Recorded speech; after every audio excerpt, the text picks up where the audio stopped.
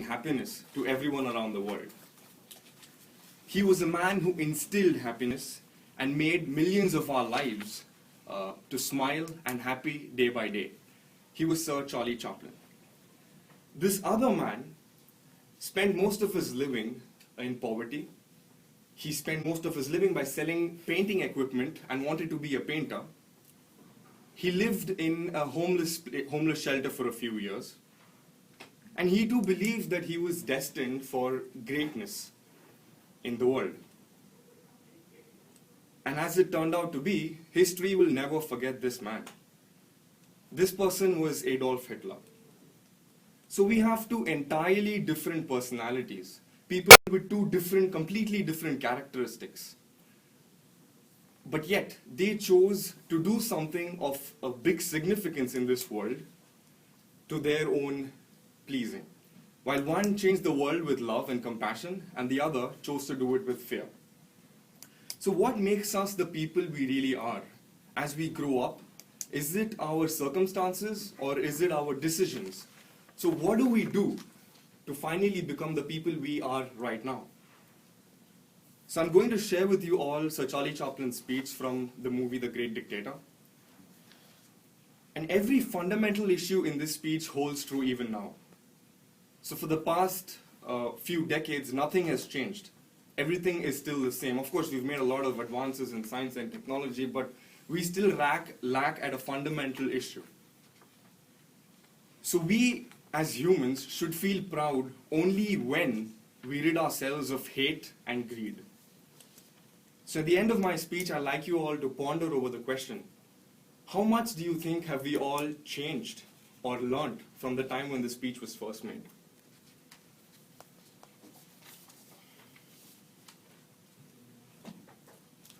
I'm sorry, but I do not want to be an emperor. That is not my business. I don't want to rule or conquer anyone. I should like to help everyone if possible. Jew, Gentile, black man, white.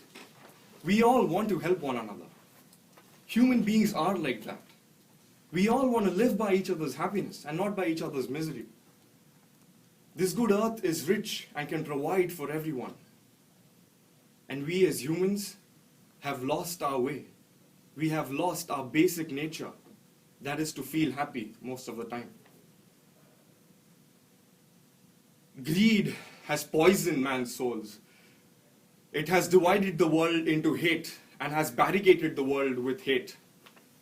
It has goose-stepped us into bloodshed and misery, and we have lost our way. We have developed speed, but we have shut ourselves in. Machinery that gives us abundance has left us in want. More than machinery, we need humanity. More than cleverness, we need kindness and gentleness. For without these qualities, life as we know it will become violent, and all will be lost. Even now, when my voice is reaching millions of people around the world, millions of people, millions of despairing men, women, and little children, all of whom are victims of a society that makes men torture and enslave and imprison innocent people. The aeroplane and the radios have brought us close together. The very nature of these inventions cries out for the goodness in men, cries out for universal brotherhood, cries out for the unity of us all. But we have forgotten our way. We have forgotten our basic rights. To those who can hear me, I say, do not despair. The misery that is now upon us is but the passing of greed.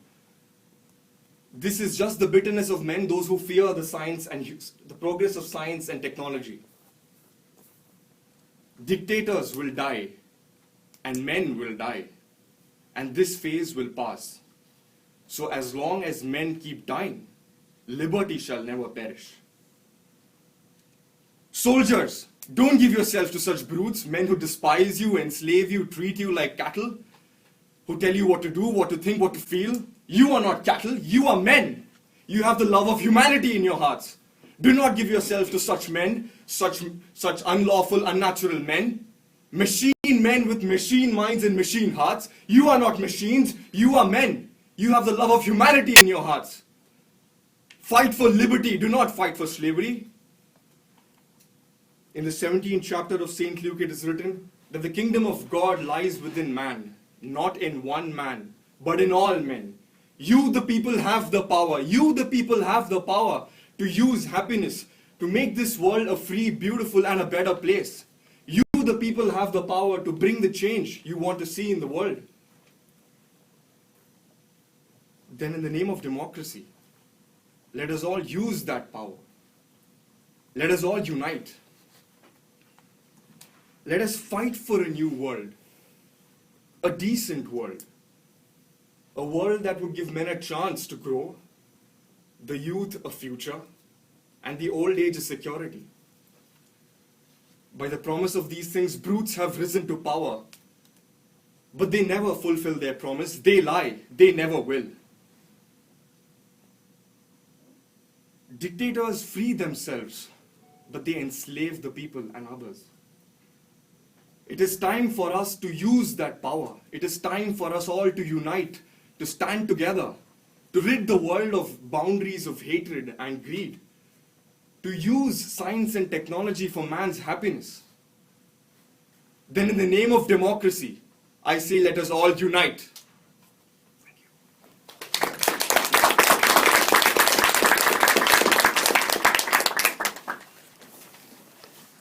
you. Wow.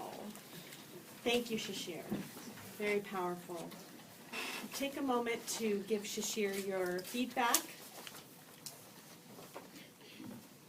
as we ponder the question that he asked us, which is how far have we come?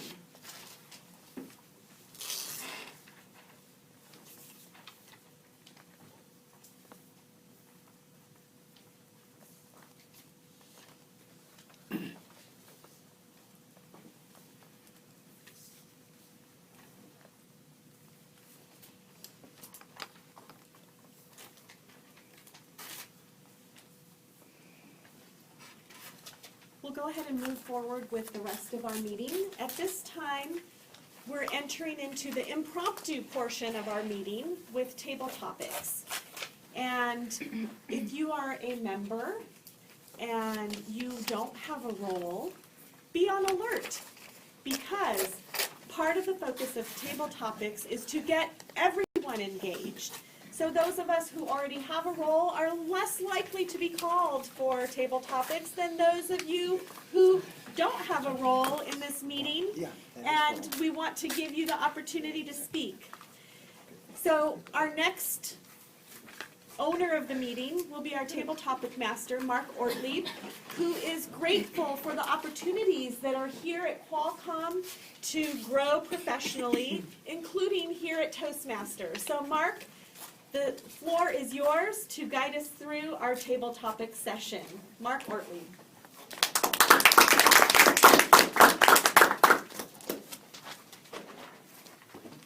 Thank you, Madam Toastmaster, fellow Toastmasters, and honored guests.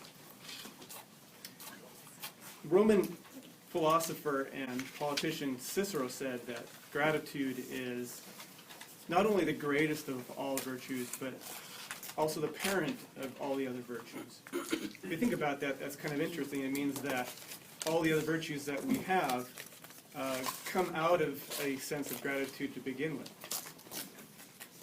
It's a virtue so important that, in fact, it's the only one for which we have a national holiday. I speak, of course, of Thanksgiving. Before I move on to the actual table topic session, I want to give the opportunity for any of the guests here who do not wish to participate in this activity to speak up. So for hold your peace. Okay, great. That's it. I'm doing a little bit of a twist on the table topics. I'm not going to ask a different question each time. Instead, I brought with me today a little bag of gifts. Not really gifts, you have to give them back to me. I'm going to call on a person, and I'm going to pick out a gift at random, and you're going to tell me why this is the greatest gift you've ever received. Without further ado, I would like to call on, let's say, Yefe. Or should I take it with me, or? You can hold on to it while you're telling me about how great this is. What's that for?